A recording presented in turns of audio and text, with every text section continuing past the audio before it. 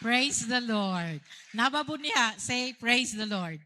Praise the Lord. So, lain jud ang Sunday kaysa Monday to Friday or Saturday. Unique jud ang Sunday. Sunday is holy to the Lord. Amen ba?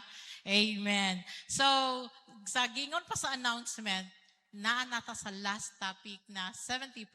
Stewardship of treasure, 70%. So, honoring God with our finances, last Sunday or last Sunday pa gyud gitulo sa to about 10% of tithes. Diba? Kinsay naga-tithes, say amen.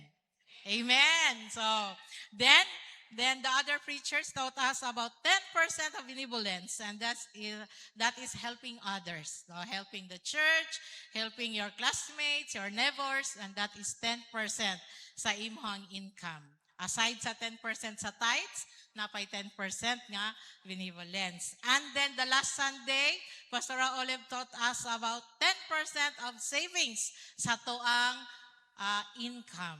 So pila na tanan ka percent? 30%. And the last topic is 70%. And that is our daily expenses. Diba? Bugat no? Gamay na lang nabilin. 70%. And today, we will learn about living on 70% of our income. Is there joy in savings? Nabay joy o wala?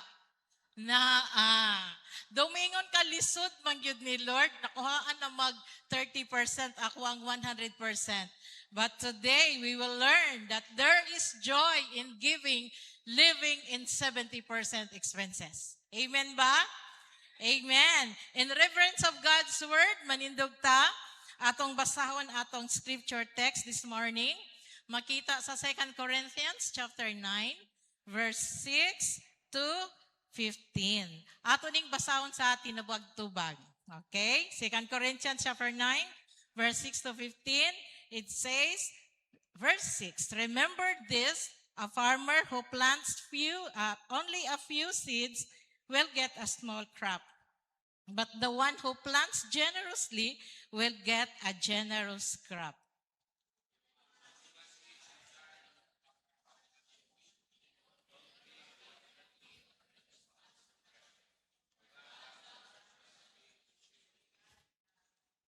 Amen. Verse 8, and God will generously provide all you need.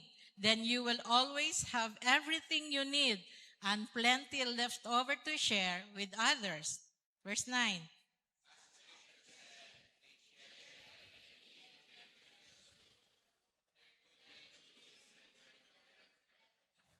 Verse 10, for God is the one who provides seed for the farmer and then bread to eat. In the same way, He will provide and increase your resources and then produce a great harvest of generosity in you.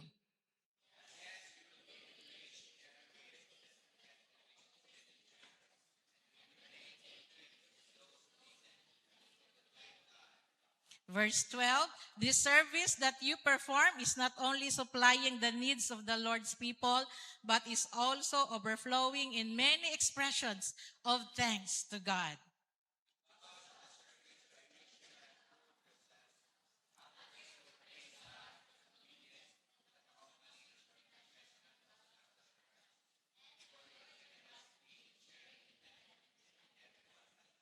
Verse 14, and they will pray for you with deep affection because of the overflowing grace God has given to you. Verse 15, thank God for this gift to wonderful for words. May the good Lord bless the reading of His word.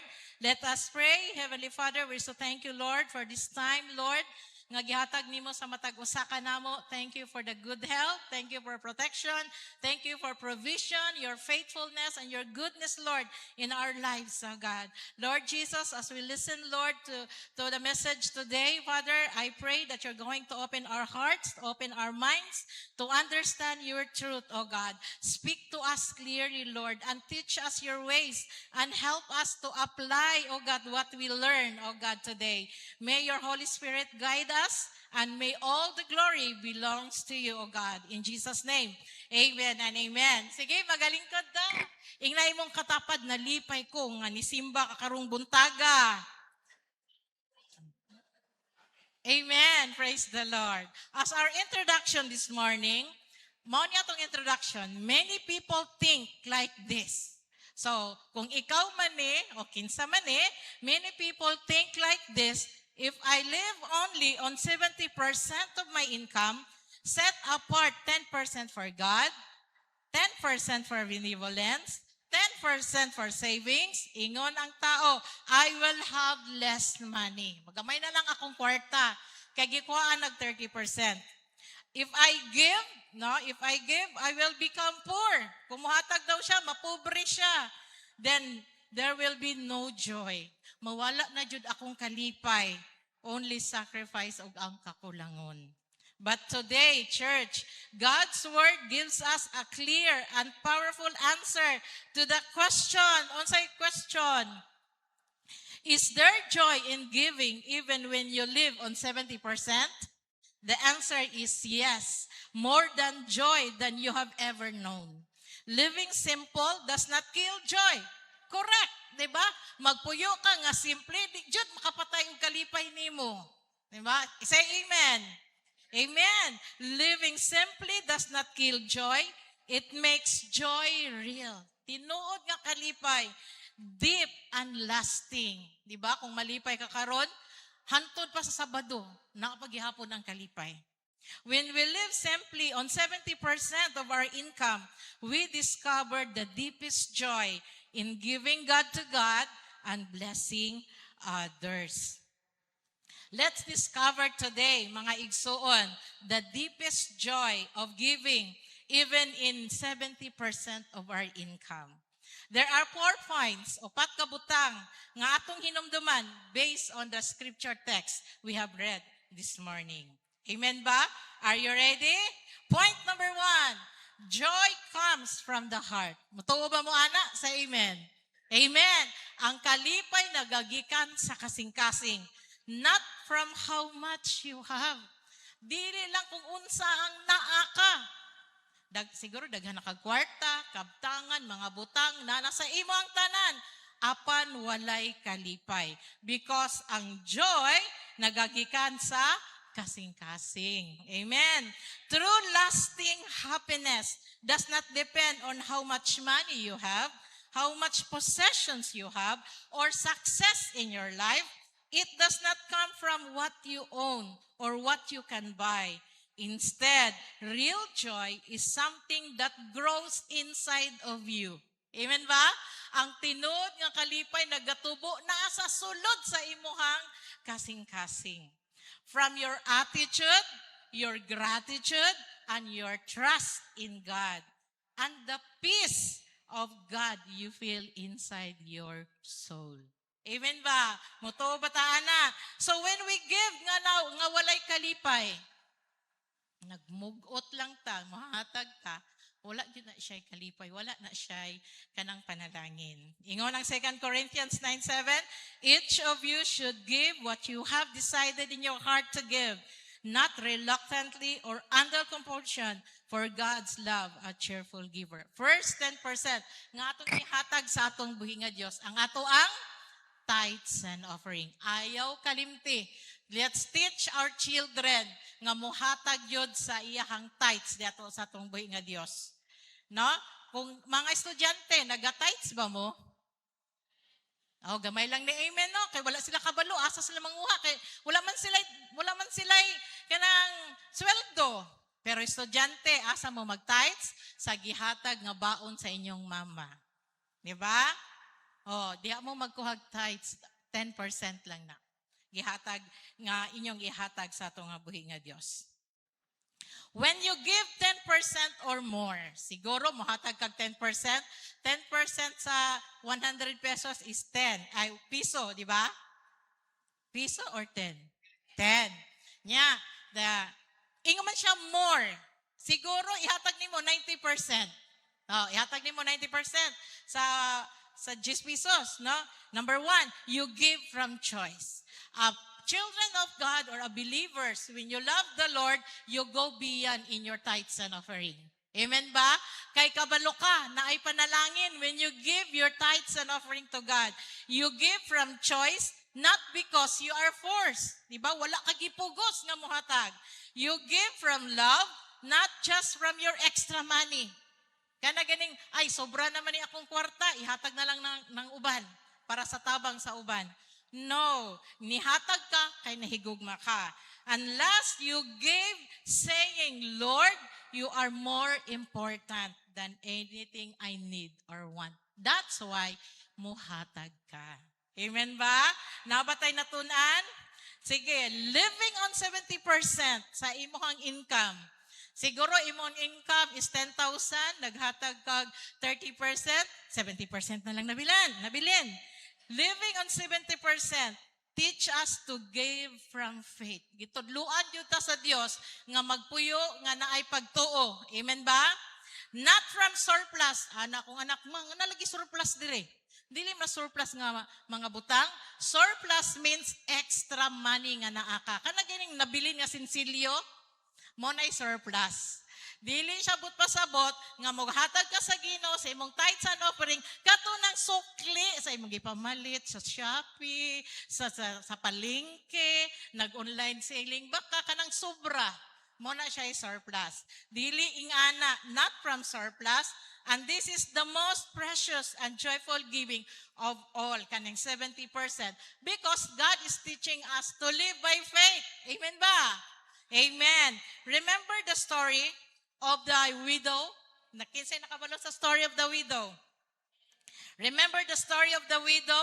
The story happens when Jesus watching people putting their offerings into the temple collection box. Og na-notice ni Jesus nga kaning mga dato tong una, naghatag og dako kaayong amount. Siguro naghatag 10,000, 500,000. Kana pag yung iya, kanang mubagting gani. Kanang makita jud ba nga, wow, kuyawa ani, uy, nakuha aning gipanghatag, oy. So kani naghatag og dako kayong amount ang mga dato tong una. Sabi sa Luke nga atong mabasa. But then there was a poor widow. Pobre pa, wala pa siya asawa or bana. So nisulod sa temple og naghatag siyang offering. Pila ka buok iyang gihatag? 2 lang yun in taon. Very 2 lang yun nga kwarta. Ingon si Jesus diri. Jesus pointed her out and said, she gave more than anyone else because she gave out of their extra wealth. Di ba? Nihatag ang widow out sa iyang kanang wala na gyud siya kwarta ba? Naging Lord kanina lang jud akong ihatag sa imo. Kinsa naga-tithes diri nga gingnan ka sa Ginoo ihatag na. Kanaging nay mo prompt ang sa imong sa ang Dios no sa imong kasing-kasing ihatag na imong tithes.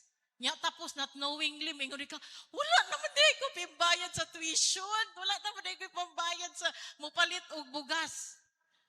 The Lord knows your need, mga igsoon. Diba? When you give your tithes to the Lord, especially give prompt ka sa Ginoo nga ihatag na sa imong igsoon, kabalo ka, panalangin will follow. I-try na ninyo. Ingon bitaw ang Malakay 3:10, try me or test me kung dili ba ka nako buuan og panalangin when you give your tithes and offering to our God. Amen ba? So nakita ni Jesus, no? Ingon ang Luke 21:3-4, I tell you the truth, this poor widow has given more than all the others, for they gave from their wealth, but she gave from her poverty. Sa iyang kawadon, nihatag siya sa Dios. Unsay rason? Ngano nihatag siya? It's because kaning poor widow nahigugma sa atong buhi nga Dios. Amen ba?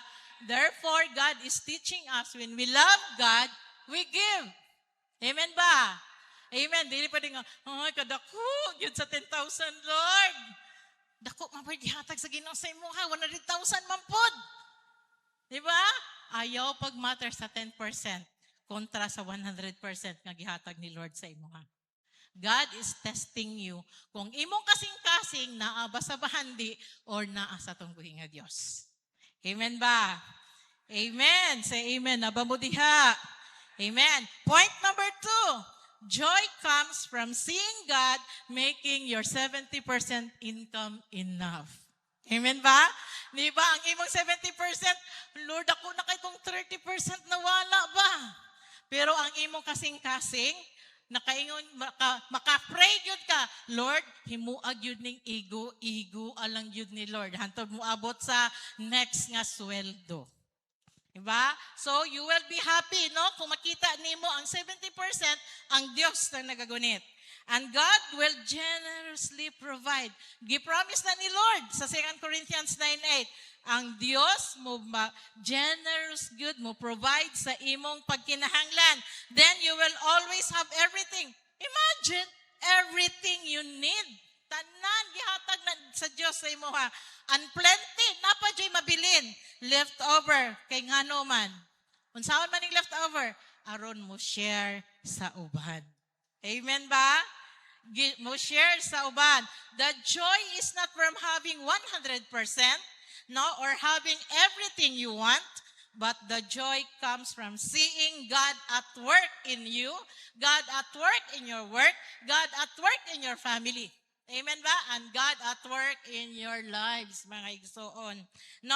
It comes from knowing that you do not need to be perfect or have everything because God is the one who provides all your needs. Asa makita nga verse? Ay, wa sila kabalo. Philippians 4:19. O sige nga sa Philippians 4:19. But my God shall supply all my needs according to His riches and glory by Christ Jesus. Amen. God is good. Diba? Even in our 70%, God is teaching us to cut down all the wants. Kanang ganing sige kag palit. Actually, kanang ako mahilig jud kog online. Kay tapulan di ako matug Gmall, mag-shopping, no? Tapulan kay ko ana. So mahilig ko og online shopping. Akong dress, akong shoes, akong makeup, tanan na online shopping. And God is teaching me unsa lang tong need akong paliton. Diba? Bisan pa sa atong 70%, God is teaching us kanang need lang yun nimo sa imong panimalay or need nimo sa imong kaugalingon, imong paliton. God is telling us, i-cut down ang ato ang buying of wants.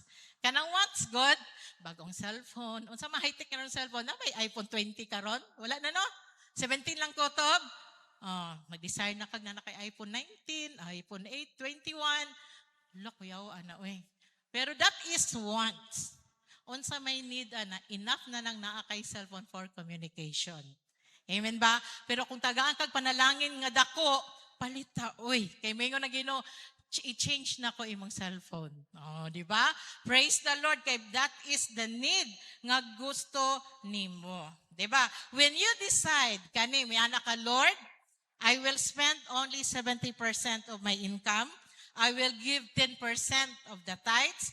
I will save 10% sa benevolence and 10% sa savings. Unsay ingon sa Ginoo sa imuha, I will take your 70%, I will bless it, multiply it, and make it work perfectly for you. And this is the promise of the Lord nga dili ta mahadlok. Amen ba? Kung nanatay kwarta, ayaw sayang sa 30%. Di ba? I-allow ang Diyos nga mo panalangin sa imong 70%. Are you there? Say amen. Amen. When you honor God and live wisely, He makes your little become enough. Imagine, kanang imong gamay nga sweldo, insaktuon na sa Diyos sa imo ha. Diba? Little become enough, and your enough become more than enough. Imagine naman ka, Lord, salamat kayo sa promisa. Wala pa nato na experience, pero may experience na nimo when you trust your God even in your 70% income. Amen ba? Amen. Na-shock sila. Di ba? Atong sa liga ng atong Diyos sa 70% nga naata. You will experience amazing things. Kani, unsa atong may experience when we trust God in our 70%. Your food lasts forever. I mean forever. Longer. Ingon pa akong anak, ma, pati panos kaunon? Ingo dili. Ano ba? Ang imong pagkaon, kung nag-grocery ka karong simana ha, maabot pa na sa second week. Di ba kanang mag-abot imong panalangin sa pagkaon? And that is the provision nga gihatag ni Lord. Your money stretches farther. Ingon ni Pastor Tatang, nga ang imong sweldo karong 15, muabot pa na kanang June 30. Imagine, gistretch sa Ginoo ang imong income. Di ba? Ang imong 70%, gistretch niya ang imong income. Kay nga naman, kabalo ang Diyos sa imong pagkinahanglan. Diba? Your needs are met in ways you did not expect. Kinsay nagaingon, God is using ordinary people to provide my needs. Kinsay na-experience? Say amen. Amen. Wala ka kabalo imong silingan, gigamit sa Ginoo aron isupply imong bugas. Diba? Wala ka kabalo nga, Lord, wala jud mi sudan, Lord. Nya tapos ang imong silingan naglutog pinirito gihatag sa imo. That's favor ni Lord, di ba? Gisupply sa Ginoo imong pagkinahanglan kay nakabalo ang Dios sa imo, bisan sa imong needs gyud. Kung wala na kay perfume, let's pray. Tagaan kag perfume, tulo pa jud ka buok. Oh, di ba? I-supply sa Ginoo imong even ang perfume, even ang lipstick, even ang lotion, di ba? Mo supply ang Ginoo kay bisan sa details sa tong kinabuhi. God matters. Amen? Ginamatters na sa Ginoo ang imong needs. And then, you never run out or never lack. Ingon ang Psalm 23:1. Wala mo ka memorize. Ingon ang Psalm 23:1. The Lord is my shepherd, I shall not want. Amen. Tudluan dyan mo mag-memorize og verse, diba? No? Ang pulong sa Ginoo nag-ingon nga ang Dios ang atong magbalantay o gulay makulang kanato. Motuo mo ana. Amen. Even our 70%, dili ta kulangon sa Ginoo. Amen ba? Amen.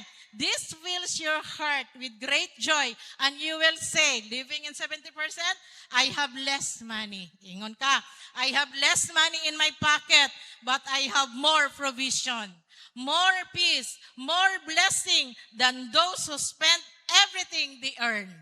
Imagine, the Lord will give you provision. Kabalo ang Diyos pila imong sweldo, igsoon. Pero ang pag-provide sa Ginoo, dili maihap.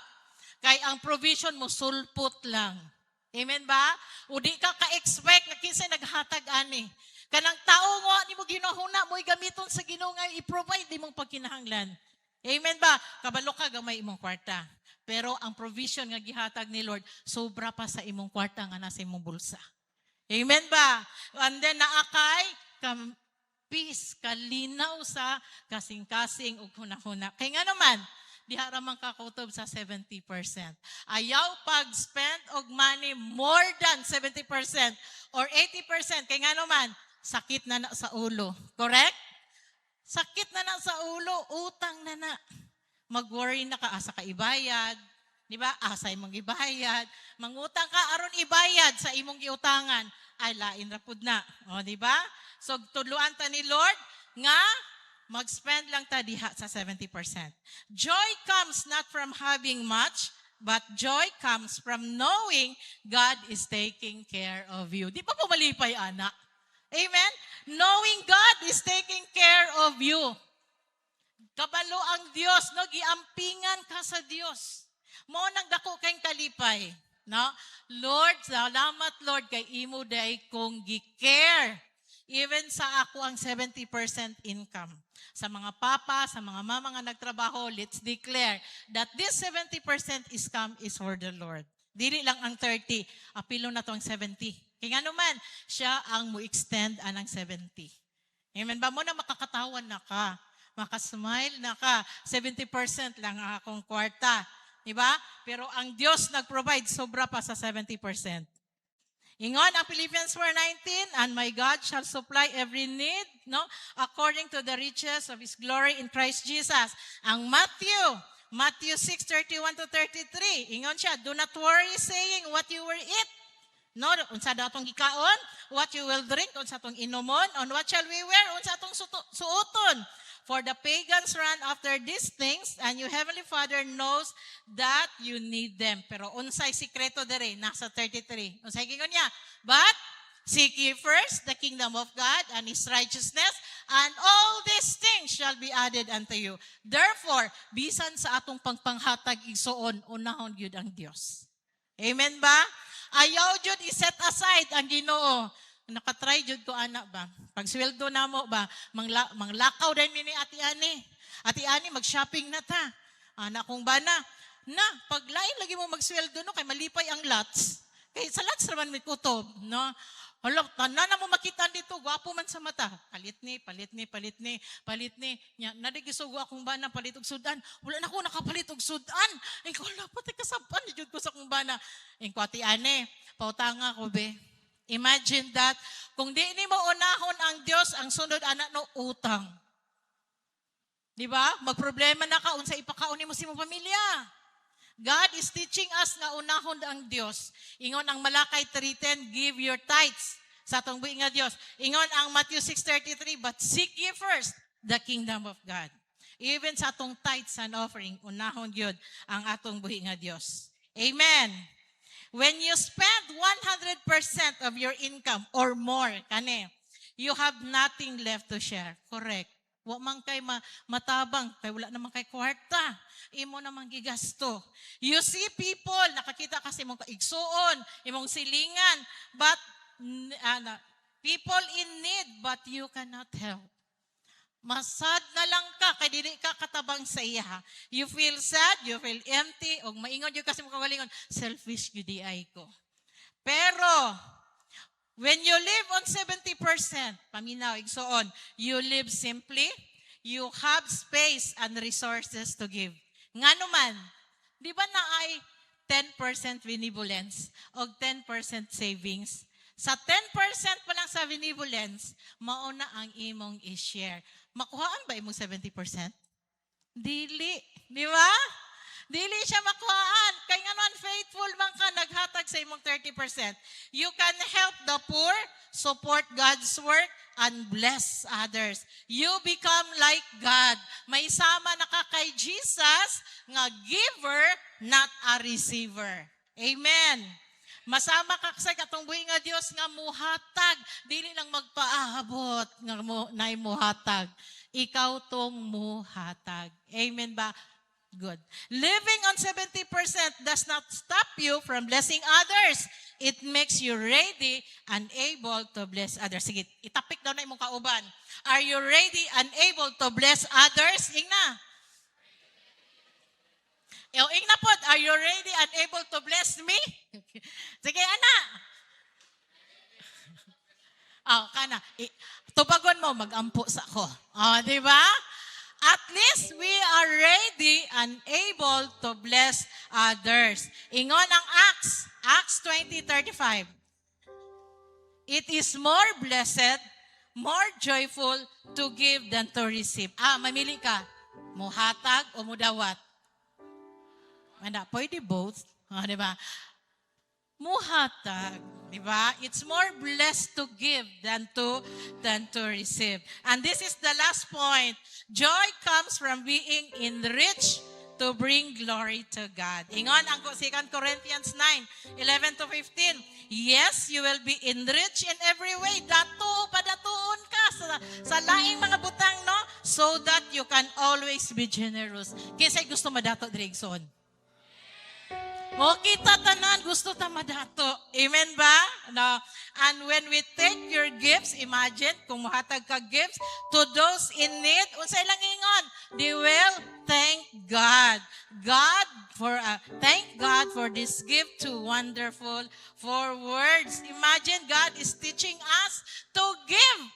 Amen. Diba? Ay, nasad sila. To give, mahimo kang panalangin. This is the secret, the greatest secret ni Lord. He blesses you, not so can have more, but so you can give more. Itapik na sa imong kauban. Gipanalanginan ka sa Dios aron madaghan imong bahandi. Pero so you can give more. Apan gipanalanginan ka aron mo bless sa uban. Amen ba? Amen. Hinay-hinay ilang amen. Kusga, amen. Amen. Gipanananginan kaniya aron dili mudaghan ang imong bahandi, kundili aron mas daghan pa ang imong matabangan. Amen ba? Amen. God is teaching us today, no?